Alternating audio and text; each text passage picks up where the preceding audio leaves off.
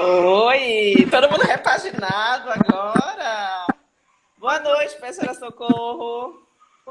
Oi, Juliana, tudo bem? Vou botar meu fonezinho aqui.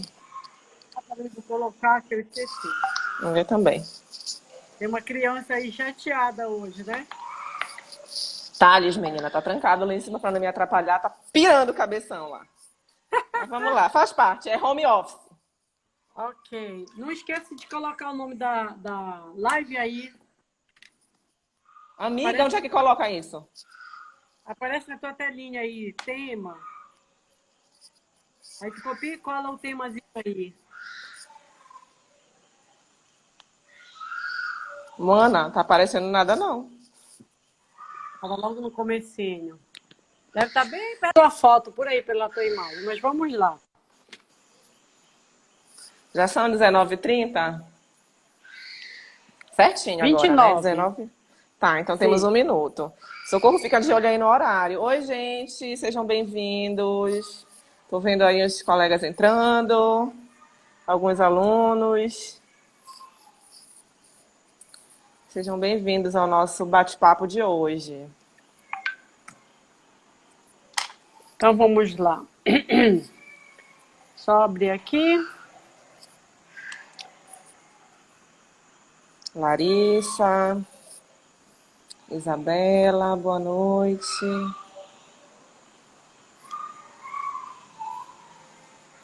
Lia, boa noite a todos. Vamos dar início, né, à nossa live de hoje, né? Amanhã nós teremos mais um bate-papo com vocês. Hoje nós vamos falar sobre desafios e iniciativas no manejo da Covid-19 na atenção primária à saúde. Bom, nós teremos nesse bate-papo de hoje três convidados especiais, né?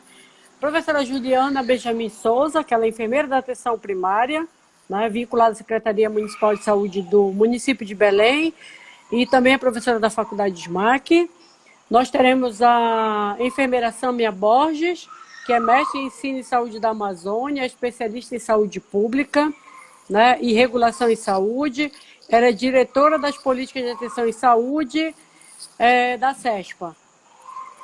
E nós temos também o nosso doutorando, o enfermeiro William Borges, né? E professor também da Faculdade de SMAC. Bom, a gente vai dar início falando com a professora Juliana, tá? E aí, ao decorrer da fala da Juliana, vocês podem estar fazendo algum questionamento, se tiverem interesse ou alguma dúvida. Professora, a palavra é sua. Pode ficar à vontade. ok, vamos lá. Sejam bem-vindos, meus queridos alunos, né?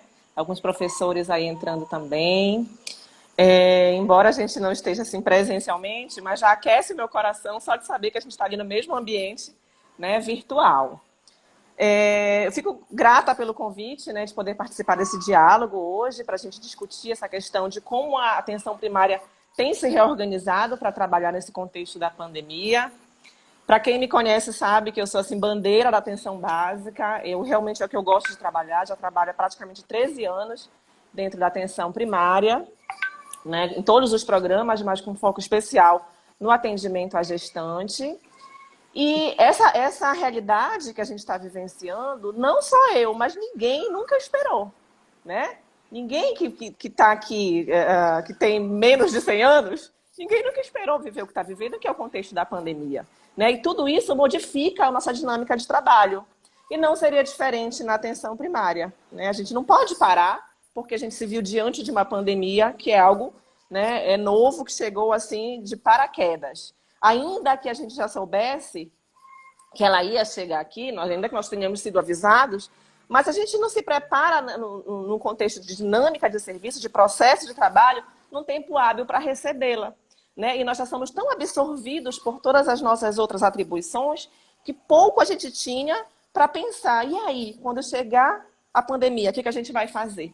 Né? Então não houve esse tempo hábil. E aí tudo aconteceu muito rápido. Tudo foi um processo que eu até digo que foi doloroso mesmo, porque você mudar todo o teu processo de trabalho do dia para a noite, ele exigiu muito de cada um de nós.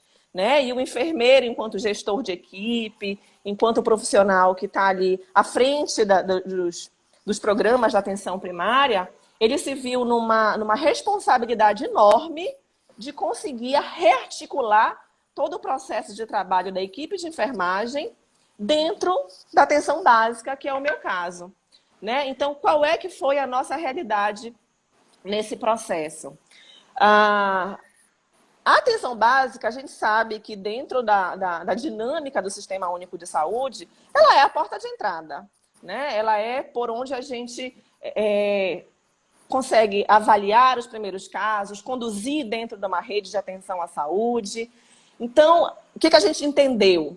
Que das pessoas que estariam ali, naquele momento de grande envolvimento com a questão da pandemia, com medo, porque isso gerou medo, né, em toda uma comunidade, né? Ninguém sabia, de fato, como é que isso ia reagir aqui no Brasil, né? Especialmente no Pará, se falou em clima, se falou em diversas possibilidades, em diversos fatores de risco, mas era tudo muito novo, ninguém sabia como isso ia funcionar, né?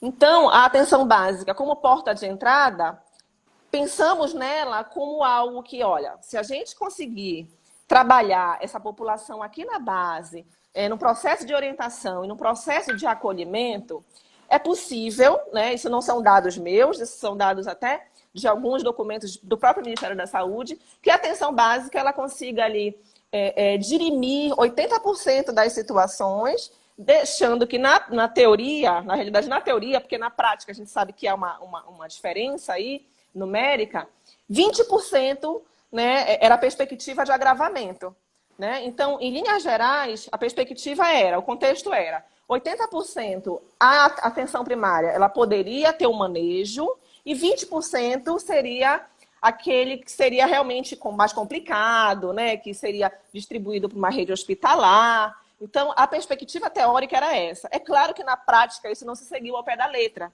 mas isso se justifica porque dentro da atenção primária, que é o serviço de acolhimento, a gente poderia fazer uma escuta qualificada daquele usuário, né, identificar aqueles primeiros sinais e sintomas. Então, esse foi o primeiro pensamento, né? Vamos trabalhar na atenção primária, vamos reordenar o processo de trabalho na atenção primária, para que a gente tenha o máximo de êxito para tentar contribuir com aquele achatamento que tanto se falou da curva epidemiológica da doença, né? Então, a ideia já que nós estamos próximo à comunidade e já que nós recebemos essa comunidade no serviço, né, já que ela adentra o Sistema Único de Saúde, ou pelo menos deveria adentrar na sua maior parte pela atenção primária, então a gente precisa trabalhar a educação em saúde, né, precisa conversar com essa comunidade e explicar, né, o que está acontecendo, quais são os sinais e sintomas, criar para essa comunidade vias de acesso, ou seja, ampliar a porta de entrada, né, para que a gente pudesse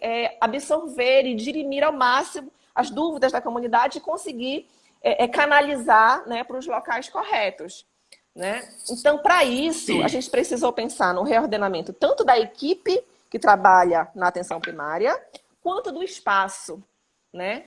E aí, eu aproveito para elencar que quando se viveu uma última pandemia lá no início do século passado, embora também tenha sido uma pandemia de grande repercussão, de muitas mortes, infelizmente, mas o contexto era outro, né? Hoje a gente tem a favor da gente tecnologias de comunicação, né? Então a gente precisou também lançar mão dessas tecnologias de comunicação dentro do sistema de saúde. Foi uma maneira que a gente encontrou de otimizar o processo de trabalho, de não perder o processo de trabalho no momento em que a gente tinha aquela grande fala do isolamento social, do distanciamento social, né? Então, a reordenação da equipe, ela utilizou muito esses recursos tecnológicos que, na época, não existia. Então, a gente já teve um ponto a nosso favor. Oi, Socorro. Juliana, mas na prática, como é que isso está funcionando?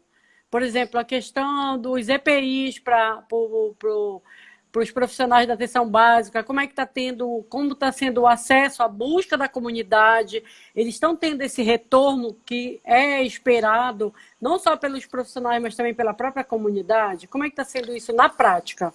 Ok, eu vou já chegar nesse ponto, Socorro, mas só para concluir essa conversa, a gente passar para a questão do EPI e da prática da dinâmica do serviço, eu te digo que o pensamento foi reordenamento da equipe, e pensar como é que a gente ia trabalhar uma comunidade que naquele momento eu dizia, não saia de casa, fica em casa, né? Como é que eu ia trabalhar isso aí? Então, a gente utilizou, sim, os meios de comunicação, né? A telemedicina, que a gente chama, que é esse contato virtual. A atenção básica, como trabalha com grupos com grupos de trabalho, né? Gestantes, hipertensos, diabéticos. Isso facilitou um pouco, né? Que a gente tivesse acesso a esses grupos e pudesse monitorar, inclusive, os grupos de risco. Favoreceu também a comunicação entre a equipe, porque naquele momento a gente não podia mais fazer reunião presencial, então a gente teve que utilizar, né, o contato virtual para também fazer esses reajustes. Na estrutura da unidade e no controle e proteção dos nossos próprios profissionais, a questão do EPI, ela foi um gargalo muito grande. Hoje eu te digo que a gente já conseguiu mais ou menos mediar isso, mas no início, quando todo mundo correu atrás dos EPIs, tivemos, em determinado momento, tivemos escassez do material, e em outro momento também nós tivemos o uso inapropriado do material, né? A gente viu aquela corrida das pessoas atrás do álcool gel, atrás das máscaras, né? Atrás de material, e aí isso foi um momento que foi difícil esse trabalho. Hoje, como a gente já tem aí, a gente já vislumbra, né, que tenha passado aquela fase pior, né, hoje a gente já consegue redimensionar isso melhor. Então, a questão dos EPIs, hoje ela já está mais tranquila nesse sentido, diferente do que aconteceu há um mês e meio atrás. Em relação ao serviço com os usuários, né, embora nós tenhamos dito a eles que eles precisam fazer o isolamento, ficar em suas residências, mas a gente tem que pensar nos diversos contextos, né? A comunidade da atenção básica, na sua grande maioria, onde as unidades de saúde, as estratégias de saúde da família estão instaladas, são locais normalmente, né, de pessoas com poder aquisitivo menor, né, que têm as suas peculiaridades. E aí isso também foi uma outra questão que a gente teve que repensar.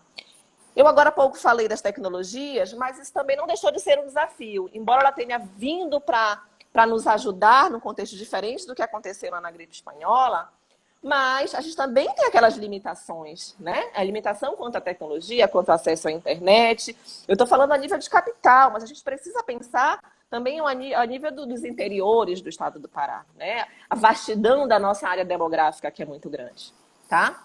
Mas, voltando para a realidade aqui, dentro das unidades dos serviços de saúde na capital, a gente precisou reordenar a estrutura física, porque quando a gente estava apto a receber aqueles usuários que tinham algum sintoma respiratório, a gente seguiu as normativas daquele fast track, né? Porque o Ministério ele lançou para a gente um fast track lá, que é uma orientação, né, dentro da atenção primária.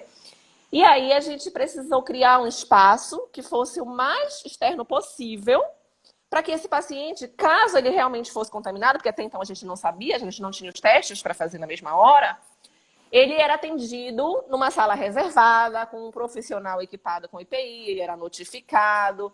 Então precisou-se criar esse espaço, precisou-se ampliar o acesso à lavagem das mãos, que tanto se falou, precisou-se oferecer aos usuários, aqueles com sintomas respiratórios, as máscaras, né? Naquele momento inicial, onde a gente teve problemas com EPIs porque houve realmente uma dificuldade maior. Mas depois a gente conseguiu reordenar isso e a gente passou a oferecer a máscara para o sintomático respiratório.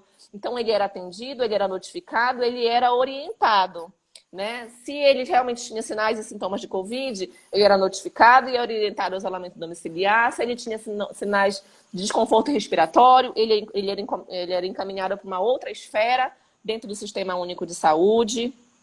Ok? Então, a gente precisou trabalhar essa questão da educação em saúde para evitar que todo e qualquer usuário fosse, por exemplo, direto para uma unidade de pronto atendimento, superlotar as unidades de pronto atendimento. Digo que funcionou? 100% não. Mas a gente procurou fazer a nossa parte. É o que eu digo. A gente teve que se reinventar e se readaptar em um curto espaço de tempo. Mas o que a gente pôde fazer nesse sentido, eu tenho certeza que contribuiu muito nessa questão da comunidade, ela entender e tentar não entrar minimamente num pânico, né? E ter o apoio do serviço de saúde próximo à residência. Nós utilizamos as tecnologias para trabalhar os grupos, né? O grupo de gestante, o grupo dos hipertensos e diabéticos. A gente precisava monitorar esses usuários à distância. Eu não posso dizer para o hipertenso, fica na tua casa e daqui a 3 meses, quando a pandemia passar, a gente se reencontra. Não é assim que funciona. Né? Eu tenho que Verdade. lembrar que eu não estou trabalhando só a pandemia, não é só o coronavírus que assusta. As pessoas elas continuam morrendo de outras causas. Né? Então, Sim, precisava verdade. estar atento àquele hipertenso, se ele estava descompensado. Eu precisava estar atento àquele diabético, aquelas crianças, né, com desnutrição, com fatores de risco, com agravos, com comorbidades. O mesmo se aplica às gestantes. Eu não poderia deixar as gestantes irem para casa e dizer, olha, vocês estão sem pré-natal por enquanto. Não. A gente continuava um trabalho, né, um pouco mais lento por conta do contexto mesmo, mas um trabalho que não deixou de acontecer. Ele precisava continuar ocorrendo, porque senão eu talvez não tivesse morte por coronavírus, mas eu teria morte por outros agravamentos. Eu Isso teria a gestante que ia agravar com uma síndrome hipertensiva, né? Eu teria o parto prematuro, eu teria outras questões que poderiam surgir por conta desse distanciamento entre o profissional, o serviço e o usuário. Então, a estratégia era minimizar isso. Sim, verdade. É uma coisa que muito se falou também é que vá na unidade só se for estritamente necessário, né? Mas realmente, o que você falou é uma coisa importante, que as outras situações de saúde, elas não pararam. As pessoas continuam hipertensas, continuam tendo problemas cardíacos, né? Estão precisando também de UTI sem ser coronavírus, então tudo isso impactou muito na nossa realidade de saúde. Bom, professora... E junto com o coronavírus, só para a gente frisar, houveram também outras demandas. A gente viu, por exemplo, os casos de transtornos mentais aumentarem imensamente por causa do isolamento domiciliar. Né? Isso foi uma demanda que aumentou. A saúde mental, né? Ou melhor, a doença mental, ela aumentou dentro da nossa dinâmica de atendimento nos serviços. E como é que o usuário ia reconhecer, por exemplo, o que de fato... Quando ele deveria procurar a unidade? Através da orientação. A Estratégia de Saúde da Família utilizou o agente comunitário para fazer isso. Ah, Juliana, mas como é que ficou a visita do agente comunitário? A visita deixou de acontecer? Ela não deixou, mas ela foi readaptada. Né? Esse agente comunitário, ele precisava comunicar à família com antecedência da sua visita, ele precisava receber o aceite da família, porque a família poderia negar e dizer, não, você vai me contaminar, você está vindo de uma outra casa, você vai me contaminar. Então, precisou ali de um acordo entre o profissional. Né? A visita ela passou a ser feita em área externa. Então, o que eu quero dizer é que os serviços eles não pararam. Eles apenas foram readaptados e aconteceram de uma forma mais lenta nesse processo. Ok, professora Juliana, muito obrigado pela sua participação. Agora eu vou deixar com vocês a professora Juliana coordenando a fala com nossos 2 outros participantes, porque eu também estou numa segunda missão aqui, né? Sabe que a enfermagem não para. Então, eu agradeço a participação e a boa explanação que você fez sobre o que realmente está acontecendo, porque nós que somos, principalmente nossos alunos, que são acadêmicos, ficaram afastados desse movimento, né? Por toda a questão do isolamento, da não permissão, evitar o número de pessoas acessando determinados setores, né? Pelo risco da doença. Né? Então, muito obrigado pela sua participação e pela sua explanação. Agora eu deixo você com nossos próximos colegas, que é a enfermeira Sâmia e o enfermeiro William. Boa noite. Obrigada, gente. professora Socorro. A gente dá seguimento aqui com esses maravilhosos, então. Boa noite a todos. Boa noite, Socorro.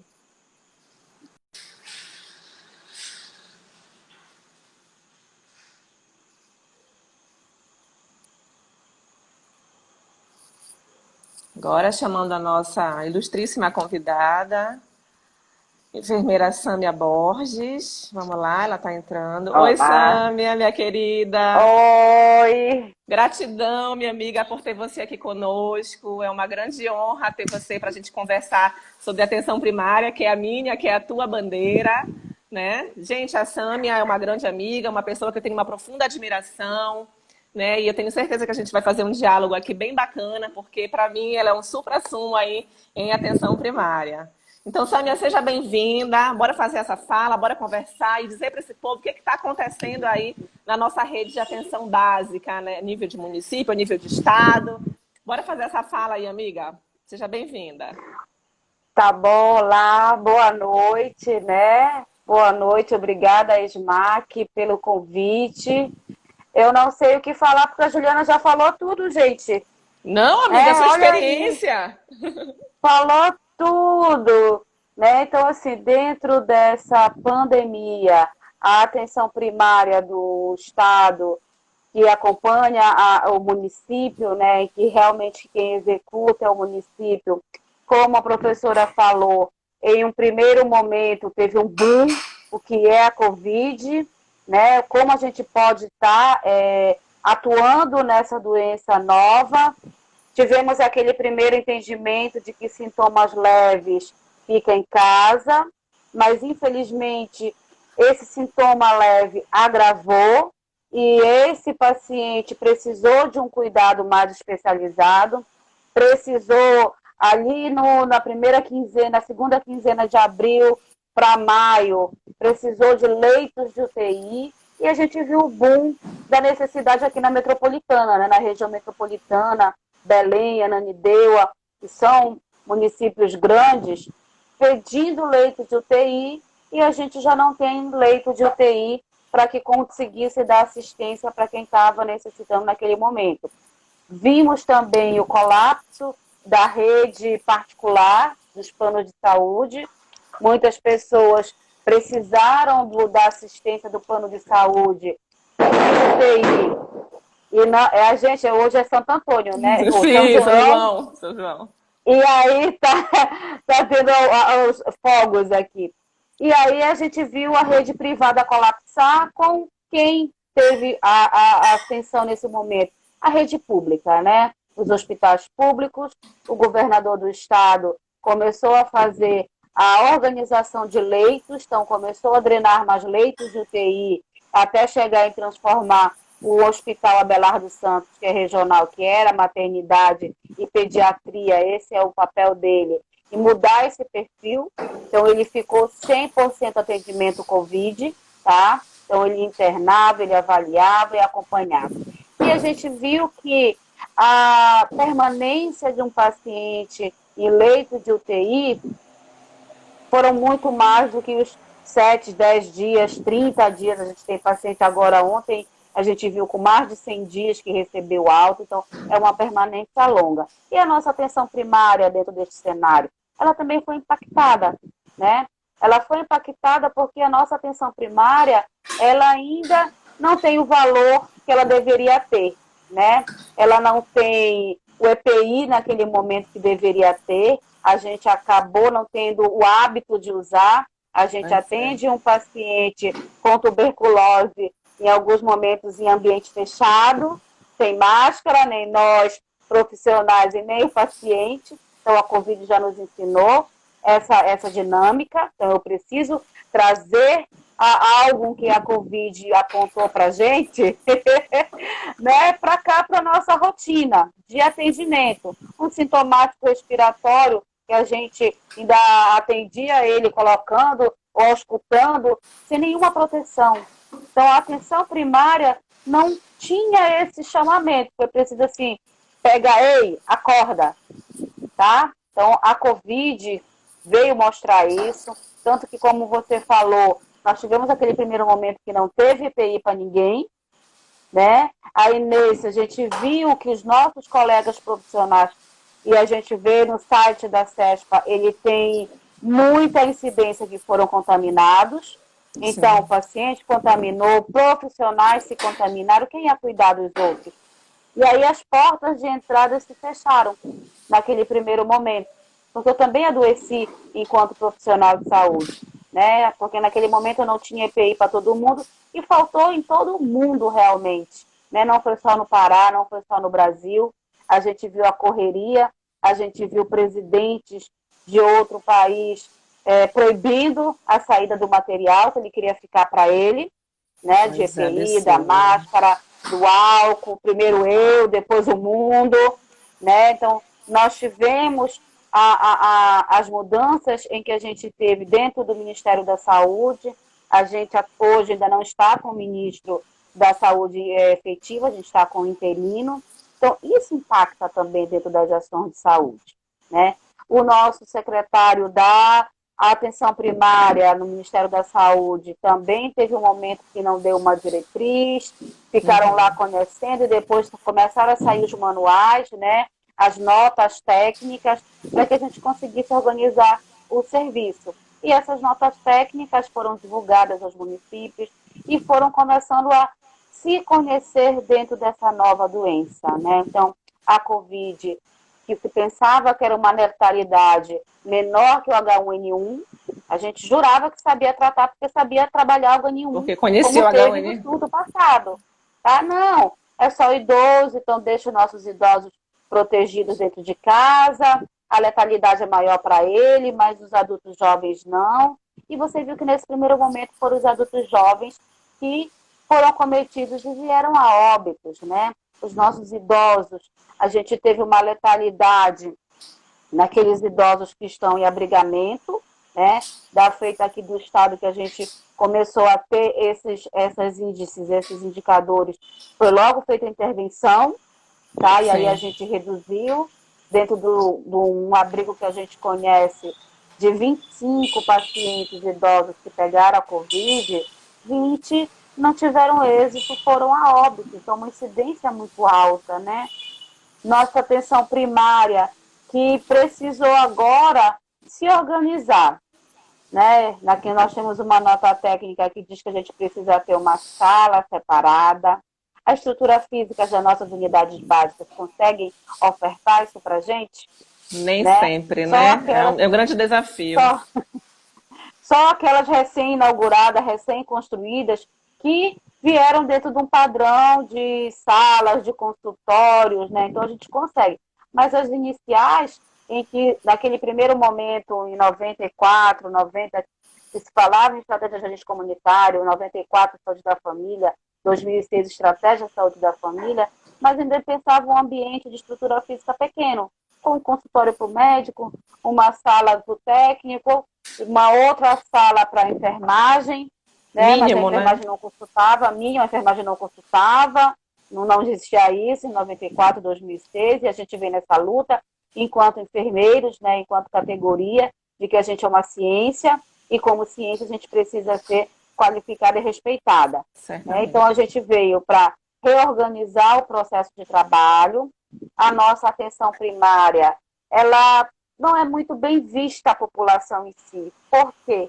Porque quando eu preciso dela, eu tenho que marcar. Mas eu estou doente agora. Eu estou com a Covid agora, eu estou com sintomas agora. E por que eu só posso ser atendido depois? Na Covid, ele teve essa assistência imediata, né? E aí a gente precisa aprender. Se para a Covid nós conseguimos dar essa assistência imediata, como que para os outros a gente não consegue acolher? São os aprendizados que a gente leva nessa pandemia, né? O que a gente precisa ter? A gente precisa organizar a nossa semana não mais por agenda de programas, mas por uma agenda de bloco de horas. Tá? Então eu tenho uma hora marcada e eu vou à minha unidade básica fazer a minha assistência. Porque quando a gente faz o plano de processo de trabalho em que segunda é grávida, terça é hipertenso, quarta é idoso, e quem não se enquadra em nenhuma dessas estratégias, que dia tem? Tá? Que dia tem? Então, eu acabo drenando para ir para a UPA, para urgência e emergência, porque eu espero um tempo e sou atendido. E na atenção primária, que é para fazer isso para mim, eu tenho que marcar o dia. E eu estou doente agora, eu não estou doente daqui a 15 dias. São essas reflexões que a gente leva, né? Isso vai acabar, essa pandemia vai acabar. E quando acabar, a gente precisa tirar, aprender o que a gente aprendeu com ela, o que a gente vai readaptar para o nosso cenário de trabalho. E essa é uma reflexão importante. O que a gente vai ter na pós-Covid? Tá? O que vai ficar de consequências dessa doença? Tá? Como uma atenção primária pode estar trabalhando? Aí a gente vai precisar ver, dentro do estado, são 144 municípios, a cobertura de saúde da família desses municípios. Então, se eu tenho uma cobertura alta, significa que eu tenho unidades básicas para a minha população. Então, ela vai conseguir achar uma unidade básica próximo do seu bairro, do seu território. Mas se eu tenho uma cobertura baixa, essa minha população vai se deslocar maior, e aí a gente volta a ver que eu vou ter um modelo tradicional, acordando de madrugada, indo para Filas, senhas, fila, né? E a gente observa que aqui dentro do estado, a gente viu que quando eu tinha um município que tinha uma cobertura mais alta de saúde da família, ele conseguiu se organizar para dar o primeiro atendimento, tá? Como a região metropolitana foi a primeira a ter a pandemia e os a primeiros gente... casos. Primeiros casos, começamos quando a rede municipal da capital não conseguiu dar o suporte necessário, porque foi muita gente para poucas instituições, né, estabelecimentos. E foi o que o governo do estado fez? Abriu a policlínica, que é uma clínica de atenção ambulatorial especializada, então ela é o aporte para a atenção primária. Mas para a Covid ele virou atenção primária. Tá? Não teve, agora ainda não voltou ainda às suas atividades. Mas eu precisei de internamento, avaliação, pronto-socorro. Pego o Abelardo e transforma ele 100% Covid com pronto-socorro para que a estrutura do município conseguisse respirar. Porque também não tinha quantidade de estruturas que a gente sabe que não tem adequadamente para a sua população. Não tem uma cobertura legal ainda. Já estão caminhando, já conseguiram evoluir, mas precisam evoluir mais. Se eu não tenho atenção básica, eu não tenho porta de entrada. E aí, se eu não tenho porta de entrada, eu vou fazer o quê? Vou encharcar a UPA, o pronto-socorro, para que eu seja atendido. Né? E vou ser atendido com sintomas que poderiam ser trabalhados aqui na atenção primária. Na atenção básica. Né? Então, assim, Sâmia, para mim, você é a pessoa da planificação, né? Inclusive, eu aprendi muito de planificação contigo. E aí, tu consegues fazer esse link da atenção básica, né? A importância do que foi essa planificação para que a gente tenha um êxito melhor, inclusive nesse contexto da pandemia? A planificação, ele é um método, né? E a gente estuda aqui, nós temos as nossas teorias de enfermagem, teoria da nossa Florence, né? Que fez a nossa profissão, teoria das necessidades humanas básicas da Wanda. Então, para isso, a gente tem uma teoria que eu preciso seguir, uma linha. Na atenção primária, a gente tem a linha da planificação, em que esse método vem organizar o meu processo de trabalho. E o que a planificação vem? Na região de Caetés, né? Lá, o que foi bom? Eles estavam trabalhando o bloco de horas já. Então, já tinha um horário marcado. Então, quando foi preciso reduzir a atenção primária, o atendimento ao hipertenso, a grávida, eles só trabalharam a bloco de horas. Tal hora vem fulano, tal hora vem o outro, tal hora vem o outro. Os outros sintomáticos respiratórios uma prioridade. Então, eles conseguiram organizar. Eles conseguiram identificar qual o território deles que tem maior vulnerabilidade. Então, naquele primeiro momento, exatamente, a gente via que era a vulnerabilidade do território. Os idosos, os pacientes com comorbidade. Então, idoso com comorbidade é altamente de risco. Né? Mais um favorecer o processo de trabalho, né? Porque conhecia o seu território, conhecia a sua população. Isso. E aí, conhecer o território não é da agora, gente. Conhecer do território de 90 com a equipe de agente de saúde, é de 94, quando fez a Estratégia Saúde da Família, tá? É de 2006, quando o programa virou estratégia.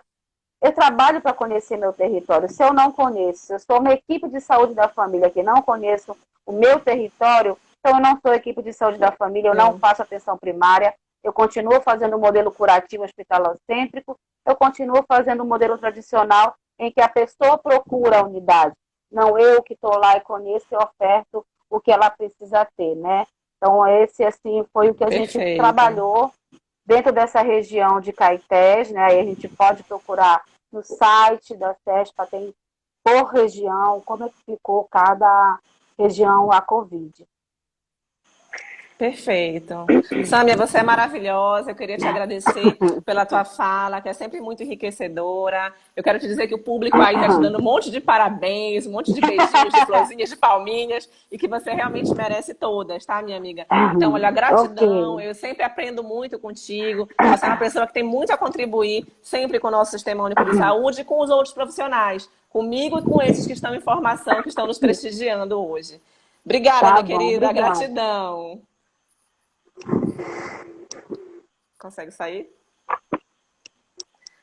Vamos lá, gente. Agora a gente dá continuidade. Eu vou convidar o nosso querido professor William Borges, né? Para a gente continuar aí estendendo essa fala tão enriquecedora que a gente está experienciando nessa noite maravilhosa. Então vamos lá atrás do William. William Borges, cadê você? Procurando o professor William. Dá um oi aí, William, que eu estou te caçando aqui.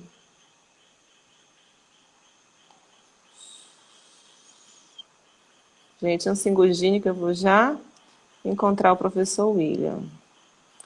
Bom, o fato é que a gente tem aí, né, um processo de grande aprendizado que essa pandemia nos trouxe e que ela pode, já está entrando aí, William, e que ela precisa depois nos gerar reflexão acerca do pós-pandemia que a Sâmia mencionou, né? Oi, William. Tudo bem, Olá, professor? Boa noite. boa Seja noite. Estou te pegando bem-vindo. hoje na live pelo Instagram, né? Também, Estava amigo, acostumado, dois. estava acostumado só com o Facebook, o Streaming Yard e tal, que transmite tanto para o Facebook quanto para o YouTube. Bem, Pois é, mas estava é a tentando gente arranjar um suporte entrando que com a meu tripé... tecnologia, né? Estava tentando arranjar um suporte que meu tripé aqui... Então, mas vamos lá. Estava usando mais o computador. E pelo Instagram, a gente tem que necessariamente usar o celular, né? É verdade. Então, gente, olha Então, só. Professor William, para mim, também é uma grande referência, né? Tem todo um contato aí com a atenção básica e não poderia ser outra pessoa junto com a Sâmia para estar trazendo experiências, né? E conversando com a gente sobre essa temática tão importante nesse momento, né? Essas reflexões tão importantes, né? Nesse momento pontual que a gente está vivenciando. obrigado. Essa live, né, é uma construção, uma ideia, principalmente aí da professora Juliana, né? Compartilhou comigo e a gente viu as pessoas, né, que poderiam estar contribuindo. Certamente a nossa colega Sâmia Borges, que acabou de apresentar, né, que minha colega Janaíne Deua, que atualmente está contribuindo a nível estadual. Isso é muito bom, né, pela sua expertise, pelo seu amor, pela atenção primária, pela defesa do SUS.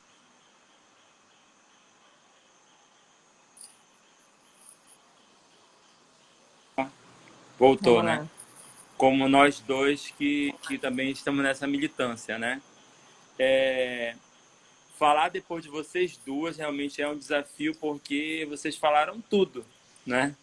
E a professora Juliana, né, é professora e vive atenção primária numa unidade básica que não é no modelo de ESF, de Estratégia de Saúde da Família, não tem a CS que vincula o território, mas ela segue os princípios da atenção primária, que é o vínculo com o território, que é a educação e saúde, né? Que tem uma base Certamente. territorial que ela conhece as pessoas e tem a vinculação, inclusive, hoje pelas tecnologias, né? Aprendi com a Sâmia. Muito bem. E isso ajudou exatamente a manter o contato nesse contexto de distanciamento social ampliado, né? Então, isso é uma experiência exitosa que a gente tem e que a prova viva também a professora Juliana colocou, né? Vários apontamentos foram muito bons e muito importantes, né? Acaba que a gente tem a mesma perspectiva, mas aí a gente chegou ao momento que a atenção primária começou a ser visualizada no contexto da pandemia, né? Porque, primeiramente, era fique em casa, procure urgências se agravar os sintomas. Então, o serviço central aí era as urgências. E, secundariamente, dos que agravavam, a UTI. Ou seja, a média e alta complexidade era o serviço central no contexto da pandemia, né? Então, o papel da atenção primária de início foi minimizado, porque as pessoas precisavam ficar em casa, ter certeza dos sintomas, né?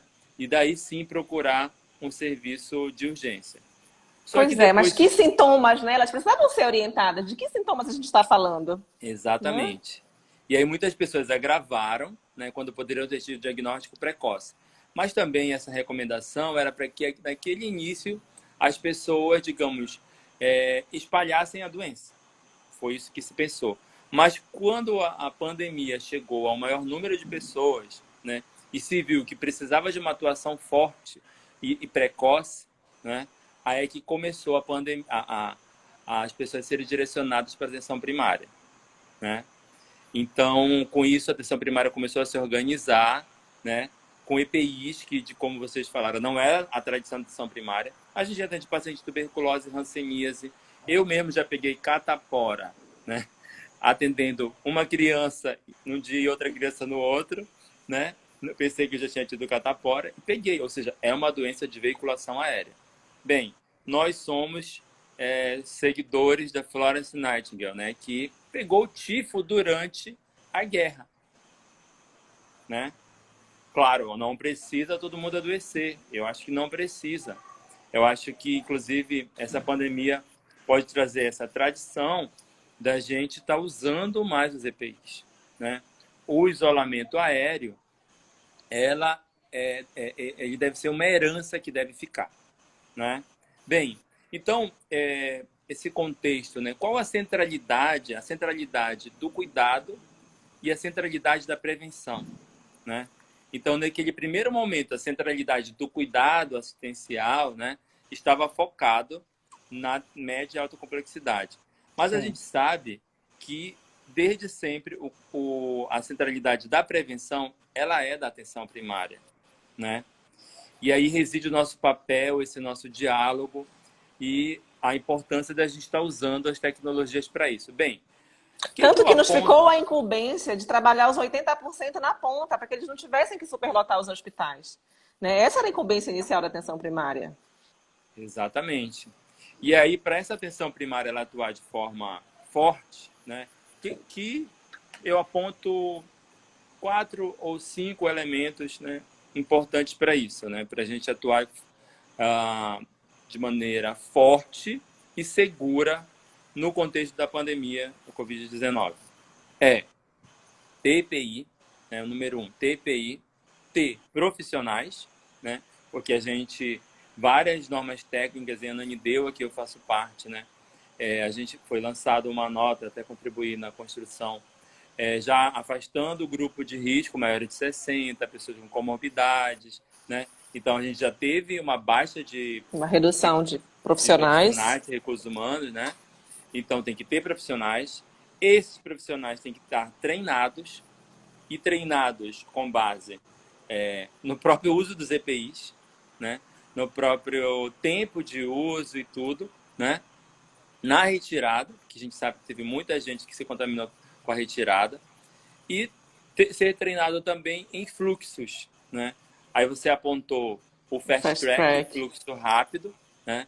Que inicialmente o Ministério da Saúde pensou no uso do Tamiflu, para que, não, pode ser o H1N1, então, nesse teste rápido, o que a gente tem disponível? O Tamiflu, dá o Tamiflu, porque se melhorar foi H1N1, né? Então, logo lá no começo da pandemia foi isso, mas nem o Tamiflu se tinha, né? Bem, então, esses fluxos também têm a ver com se a pessoa tem uma complexidade clínica, né? Piorou a sua condição clínica, para onde ela vai, né?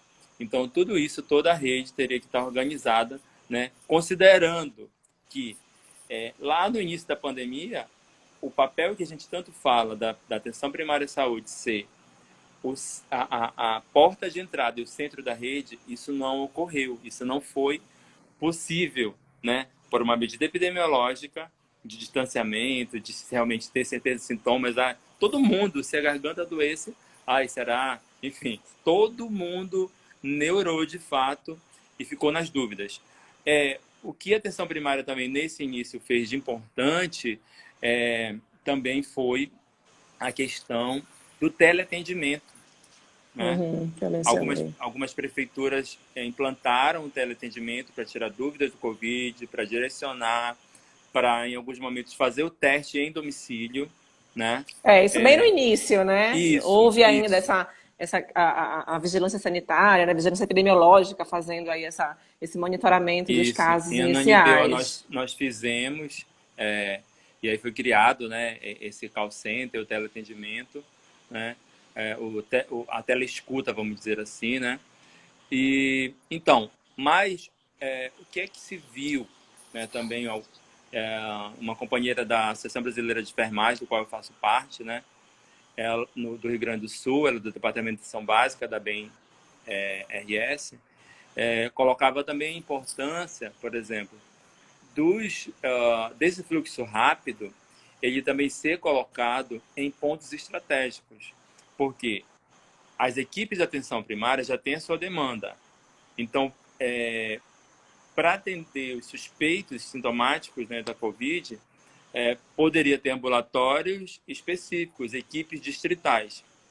Muitos municípios conseguiram se organizar tardiamente, outros se organizaram mais cedo.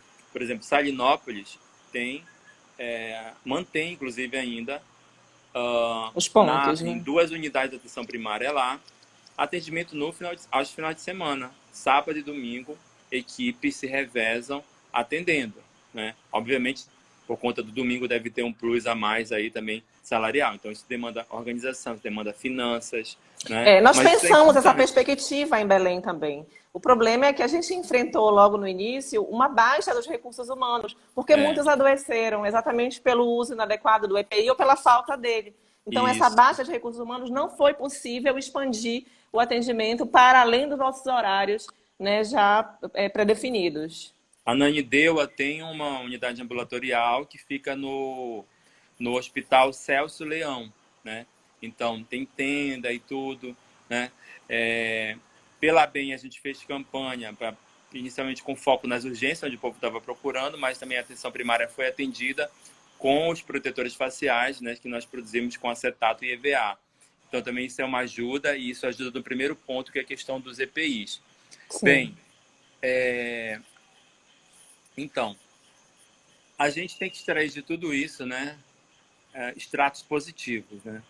E a questão da teleconsulta, do teleatendimento, eu acho que é um deles, né, que pode entrar no sentido da gente incorporar ou intensificar, né? Para complementar, né, um atendimento mais próximo, né, mais completo ao usuário. Formalizando isso e respeitando, obviamente, né, o horário, né, de funcionamento do mesmo, né? Porque isso também é inclusive de trabalho do profissional, né?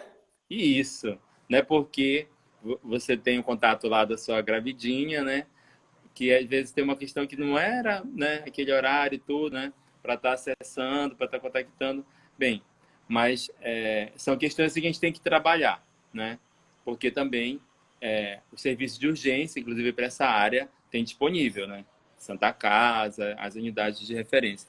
Bem, como a Sâmia colocou, né? Acabou que uma unidade de atenção especializada, em função da pandemia, virou um espaço ambulatorial, que é a Policlínica. Policlínica, sim. Né? E também, assim como hospitais que tinham perfil, viraram outros perfis, né? Como porta de entrada, como foi o Abelardo. Foi o caso do Abelardo Santos. A pandemia reconfigurou muito, né? E eu acho que a gente tem que estar pensando em planos contingenciais a partir dessa experiência, né? Então, agora, os profissionais, né, da atenção primária, né, eles precisam dessa proteção, né? Inclusive, tem municípios que não pagam o adicional de salubridade, por exemplo, ou que ao solicitar, né, de 40%, pagam 20% ou 30%, né? Então, a gente se expõe, não é de hoje, né? Quantas vezes, por exemplo, eu peguei alguma infecção respiratória consultando as nossas crianças, porque o enfermeiro na atenção primária é praticamente só ele que consulta se expõe as crianças, mesmo, né? A gente se expõe, eu mesmo gosto de examinar, ponho abaixo a língua e tal, faço a escuta, né? Assim mesmo na hanseníase, na tuberculose, né? Então, esse fornecimento, né, dos EPIs, não é porque descobriu a vacina do corona, né, do coronavírus, você não pode perder essa tradição de usar os EPIs, né? Então, isso que não seja coisa, uma tradição, que seja uma rotina nossa, uma rotina, né? isso. seja de fato uma rotina incorporada e que os municípios possam fornecer rotineiramente isso, né? Equipamento básico, Para sim. que a gente possa se proteger. Bem, acho que nesse contexto, todos os profissionais de saúde devem ser valorizados. Esse é o ano da enfermagem, né? Foi escolhido pela Organização Mundial de Saúde como o ano da enfermagem e da parteira. Opa! Então, e aí é o ano que também, como nós mostramos nessa guerra, né, ser soldados, pode ser chamados heróis, talvez, né? Porque o herói, a gente não tem peito de aço. A gente, como dizia a nossa referência também, né? Wanda de Águia Horta, que nasceu aqui no Pará, formou pela USP, tem toda essa história por lá. Enfermagem é gente que cuida de gente. Então, Sim. todos nós estamos vulneráveis, né? E a gente precisa que as nossas necessidades humanas básicas, enquanto profissionais de proteção, enquanto profissionais de valorização também, elas possam ser contempladas, né? Tem em pauta agora o PL, né, do piso salarial, né, para que a enfermagem, enfermeiros, técnicos auxiliares tenham um piso salarial nacional, né, às 30 horas. Né? Então, os municípios que queiram que a atenção primária funcione em 40 horas, complemente as 10 horas, entendeu?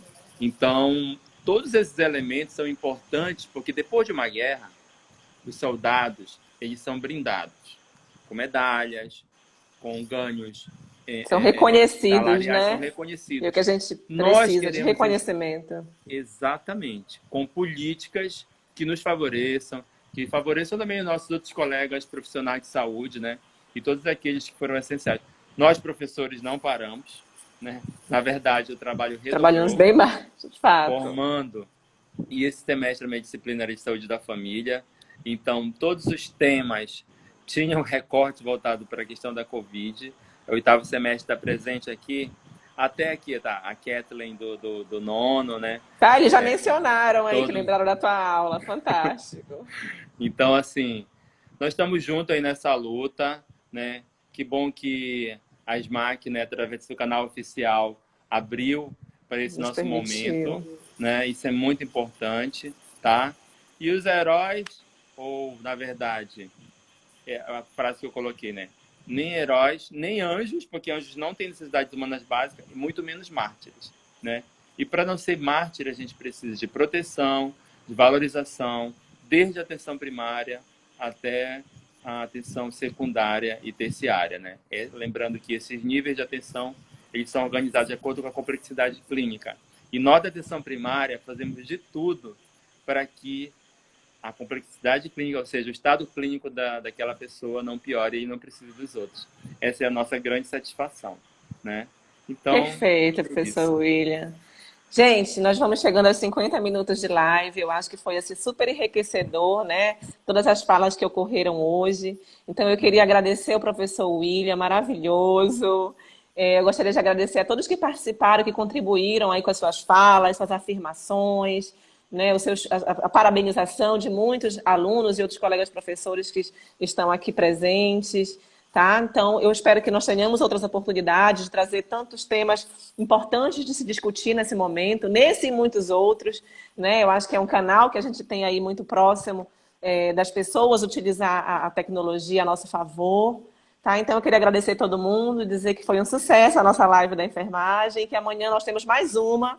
Amanhã é uma temática super bacana para a gente discutir sobre a população de risco. Né? Como se tem trabalhado a população de risco? E para quem não conhece, amanhã a gente vai ter uma fala muito interessante sobre o trabalho com os refugiados venezuelanos, os índios Uaral, em Belém. E vai ser muito bacana. Nossa, então, eu espero Aline, todos né? vocês.